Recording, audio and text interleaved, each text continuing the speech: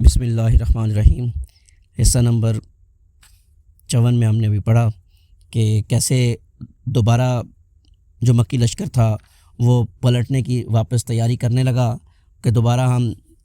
جو غزوہ احد ہوئی ہے اس میں جو تھوڑی بہت شکست ہوئی ہمیں اس کا بدلہ چکانے کے لیے جو لوگ باقی ہیں ان کو ہم قتل کریں، اور ادھر حضور صلی اللہ علیہ وسلم نے بھی کمر کس لی اور صحابہ کرام کو ساتھ لے کے نکل گئے اور حمراء الاسد نامی ایک مقام پر پڑاؤ ڈالا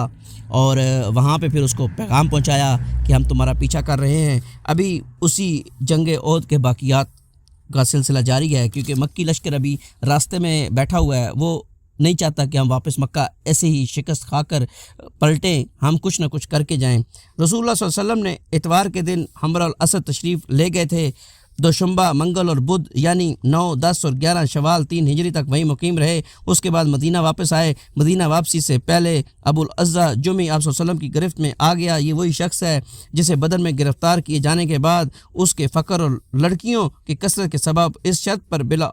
عوض چھوڑ دیا گیا تھا کہ وہ رسول صلی اللہ علیہ وسلم کے خلاف کسی کا تعاون نہیں کرے گا، لیکن اس شخص نے وعدہ خلافی اور عہد شکنی کی اور اپنے اشعار کے ذریعے نبی صلی اللہ علیہ وسلم اور صحابہ کرام کے خلاف لوگوں کے جذبات کو پرانگیزتہ کیا، جس کا ذکر پچھلے صفحات میں آ چکا ہے۔ پھر مسلمانوں سے لڑنے کے لیے خود بھی جنگ احد میں آیا۔ جب یہ گرفتار کر کے رسول صلی اللہ علیہ وسلم کی خدمت میں لایا گیا تو کہنے لگا، محمد صلی اللہ علیہ وسلم میری لغزش سے درگزر کر دو، مجھ پر احسان کر دو اور میری بچیوں کی خاطر مجھے چھوڑ دو۔ میں عہد کرتا ہوں کہ اب دوبارہ ایسی حرکت نہیں کروں گا۔ نبی کو صلی اللہ علیہ وسلم نے فرمایا، اب یہ نہیں ہو سکتا کہ تم مکے جا کر اپنے رخسار پر ہاتھ پھیرو اور کہو کہ میں نے محمد صلی اللہ علیہ وسلم کو 2 مرتبہ دھوکہ دیا۔ مومن ایک سراغ سے 2 مرتبہ نہیں ڈسا جا سکتا۔ اس کے بعد حضرت زبیر یا حضرت عاصم بن ثابت کو حکم دیا اور انہوں نے اس کی گردن مار دی۔ اسی طرح مکے کا ایک جاسوس بھی مارا گیا، اس کا نام معاویہ بن مغیرہ بن ابو العاص تھا اور یہ عبد الملک بن مروان کا نانا تھا۔ یہ شخص اس طرح زد میں آیا کہ جب احد کے روز مشرکین واپس چلے گئے تو یہ اپنے چچیرے بھائی حضرت عثمان بن عفان رضی اللہ عنہ سے ملنے آیا۔ حضرت عثمان رضی اللہ عنہ نے اس کے لیے رسول صلی اللہ علیہ وسلم سے امان طلب کی۔ آپ نے اس شرط پر امان دے دی کہ اگر وہ 3 روز کے بعد پایا گیا تو قتل کر دیا جائے گا، لیکن جب مدینہ اسلامی لشکر سے خالی ہو گیا تو یہ شخص قریش کی جاسوسی کے لیے 3 دن سے زیادہ ٹھہر گیا، اور جب لشکر واپس آیا تو بھاگنے کی کوشش کی۔ رسول صلی اللہ علیہ وسلم نے حضرت زید بن حارثہ اور حضرت عمار بن یاسر رضی اللہ تعالیٰ عنہ کو حکم دیا اور انہوں نے اس شخص کا تعقب کر کے اسے تحقیق کر دیا۔ غزوہ حمراء الاسد کا ذکر اگرچہ ایک مستقل نام سے کیا جاتا ہے، مگر یہ در حقیقت کوئی مستقل غزوہ نہ تھا، بلکہ غزوہ احد کا جزو و طمع اور اس کے صفحات میں ایک حصہ تھا۔ یہ ہے غزوہ احد۔ اپنے تمام مراحل اور جملہ تفصیلات سمیت اس غزوے کے انجام کے بارے میں بڑی طویل بحثیں کی گئی ہیں کہ آیا اسے مسلمانوں کی شکست سے تعبیر کیا جائے یا نہیں۔ جہاں تک حقائق کا تعلق ہے تو اس میں شبہ نہیں کہ جنگ کے دوسرے راؤنڈ میں مشرکین کو بالادستی حاصل تھی اور میدان جنگ انہی کے ہاتھ تھا۔ جانی نقصان بھی مسلمانوں ہی کا زیادہ ہوا اور زیادہ خوفناک شکل میں ہوا، اور مسلمانوں کا کم از کم ایک گروہ یقیناً شکست کھا کر بھاگا اور جنگ کی رفتار مکی لشکر کے حق میں رہی۔ لیکن ان سب کے باوجود بعض امور ایسے ہیں جن کی بنا پر ہم اسے مشرکین کی فتح سے تعبیر نہیں کر سکتے۔ ایک تو یہ بات قطعی طور پر معلوم ہے کہ مکی لشکر مسلمانوں کے کیمپ پر قابض نہیں ہو سکا تھا، اور مدنی لشکر کے بڑے حصے نے سخت اتھل پتھل اور بدنظمی کے باوجود فرار نہیں اختیار کیا تھا، بلکہ انتہائی دلیری سے لڑتے ہوئے اپنے سپہ سالار کے پاس جمع ہو گیا تھا۔ نیز مسلمانوں کا پلہ اس حد تک ہلکا نہیں ہوا تھا کہ مکی لشکر ان کا تعاقب کرتا۔ علاوہ ازیں کوئی ایک بھی مسلمان کافروں کی قید میں نہیں گیا، نہ کفار نے کوئی مال غنیمت حاصل کیا۔ پھر کفار جنگ کے تیسرے راؤنڈ کے لیے تیار نہیں ہوئے، حالانکہ اسلامی لشکر ابھی اپنے کیمپ ہی میں تھا۔ علاوہ ازیں کفار نے میدان جنگ میں 1 یا 3 دن قیام نہیں کیا، حالانکہ اس زمانے میں فاتحین کا یہی دستور تھا اور فتح کی ایک یہ نہایت ضروری علامت تھی، مگر کفار نے بالکل جھٹ پٹ واپسی اختیار کی اور مسلمانوں سے پہلے ہی میدان جنگ خالی کر دیا۔ نیز انہیں ذلت اور مال لوٹنے کے لیے مدینے میں داخل ہونے کی جرت نہ ہوئی، حالانکہ یہ شہر چند ہی قدم کے فاصلے پر تھا اور فوج سے مکمل طور پر خالی اور ایک دم کھلا پڑا تھا۔ راستے میں کوئی رکاوٹ بھی نہ تھی۔ ان ساری باتوں کا محاصل یہ ہے کہ قریش کو زیادہ سے زیادہ صرف یہ حاصل ہوا کہ انہوں نے ایک وقتی موقع سے فائدہ اٹھا کر مسلمانوں کو ذرا سخت قسم کی ذک پہنچا دی، ورنہ اسلامی لشکر کو نرغے میں لینے کے بعد اسے کلی طور پر قتل یا قید کر لینے کا جو فائدہ انہیں جنگی نقطہ نظر سے لازماً حاصل ہونا چاہیے تھا، اس میں وہ ناکام رہے اور اسلامی لشکر قدرے بڑے خسارے کے باوجود نرغہ توڑ کر نکل گیا، اور اس طرح کا خسارہ تو بہت سی دفعہ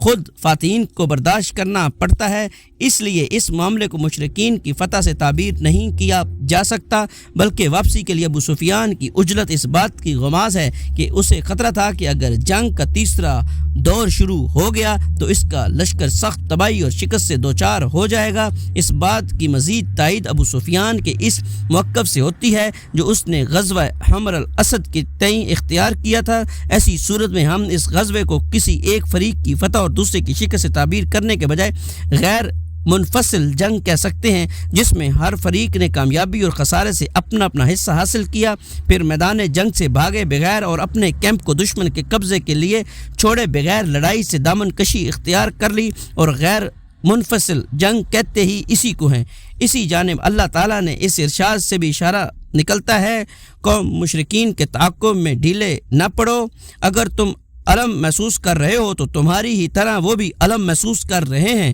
اور تم لوگ اللہ سے اس چیز کی امید رکھتے ہو جس کی وہ امید نہیں رکھتے۔ اس آیت میں اللہ تعالیٰ نے ضرر پہنچانے اور ضرر محسوس کرنے میں ایک لشکر کو دوسرے لشکر سے تشبیہ دی ہے، جس کا مفاد یہ ہے کہ دونوں فریق کے موقف متماثل تھے اور دونوں فریق اسی حالت میں واپس ہوئے تھے کہ کوئی بھی غالب نہ تھا۔ بعد میں قرآن مجید نازل ہوا تو اس میں اس مارکے کے ایک ایک مرحلے پر روشنی ڈالی گئی اور تبصرہ کرتے ہوئے ان اسباب کی نشاندہی کی گئی جن کے نتیجے میں مسلمانوں کو اس عظیم خسارے سے دوچار ہونا پڑا تھا، اور بتلایا گیا کہ اس طرح کے فیصلہ کن مواقع پر اہل ایمان اور یہ امت جس دوسروں کے مقابل خیر امت ہونے کا امتیاز حاصل ہے، جن اونچے اور اہم مقاصد کے حصول کے لیے وجود میں لائی گئی ہے، ان کے لحاظ سے ابھی اہل ایمان کے مختلف گروہوں میں کیا کیا کمزوریاں رہ گئی ہیں۔ اسی طرح قرآن مجید نے منافقین کے موقف کا ذکر کرتے ہوئے ان کی حقیقت بے نقاب کی، ان کے سینوں میں خدا اور رسول کے خلاف چھپی ہوئی عداوت کا پردہ فاش کیا، اور سادہ لوگ مسلمانوں میں ان منافقین اور ان کے بھائی یہود نے جو وسوسے پھیلا رکھے تھے ان کا ازالہ فرمایا، اور ان قابل ستائش حکمتوں اور مقاصد کی طرف اشارہ فرمایا جو اس معرکے کی حاصل تھی۔ اس معرکے کے متعلق سورہ آل عمران کی 60 آیتیں نازل ہوئیں۔ سب سے پہلے معرکے کی ابتدائی مرحلے کا ذکر کیا گیا۔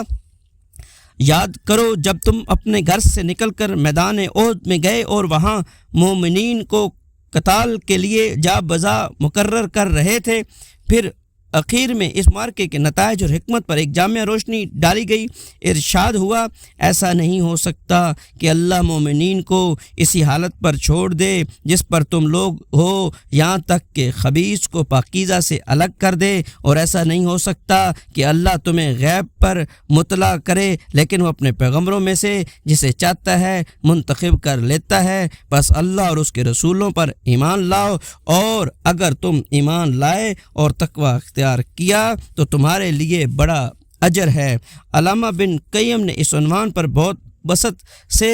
لکھا ہے۔ حافظ ابن حجر رحم اللہ علیہ فرماتے ہیں، علماء نے کہا ہے کہ غزوہ احد اور اس کے اندر مسلمانوں کو پیش آنے والی ذکر میں بڑی عظیم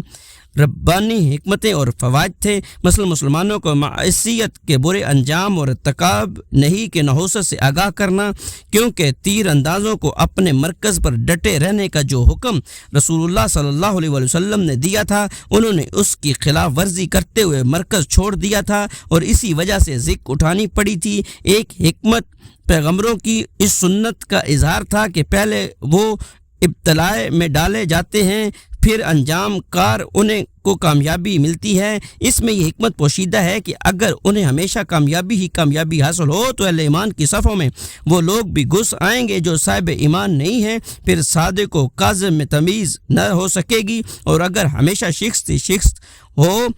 تو ان کی بعثت کا مقصد ہی پورا نہ ہو سکے گا۔ اس لیے حکمت کا تقاضا یہی ہے کہ دونوں صورتیں پیش آئیں تاکہ صادق و کاذب میں تمیز ہو جائے، کیونکہ منافقین کا نفاق مسلمانوں سے پوشیدہ تھا۔ جب یہ واقعہ پیش آیا اور اہل نفاق نے اپنے قول و فعل کا اظہار کیا تو اشارہ سرحد میں بدل گیا، اور مسلمانوں کو معلوم ہو گیا کہ خود ان کے اپنے گھروں کے اندر بھی ان کے دشمن موجود ہیں، اس لیے مسلمان ان سے نپٹنے کے لیے مستعد اور ان کی طرف سے محتاط ہو گئے۔ ایک حکمت یہ بھی تھی کہ بعض مقامات پر مدد کی آمد میں تاخیر سے خاکساری پیدا ہوتی ہے اور نفس کا غرور ٹوٹتا ہے۔ چنانچہ جب اہل ایمان ابتلاء سے دوچار ہوئے تو انہوں نے صبر سے کام لیا، البتہ منافقین میں آہوزاری مچ گئی۔ ایک حکمت یہ بھی تھی کہ اللہ نے اہل ایمان کے لیے اپنے اعزاز کے گھر جنت میں جگہ ایسے درجات تیار کر رکھا ہے جہاں تک ان کے اعمال کی رسائی نہیں ہوتی، لہذا ابتلاء و محسن کے بھی کچھ اسباب مقرر فرما رکھے ہیں تاکہ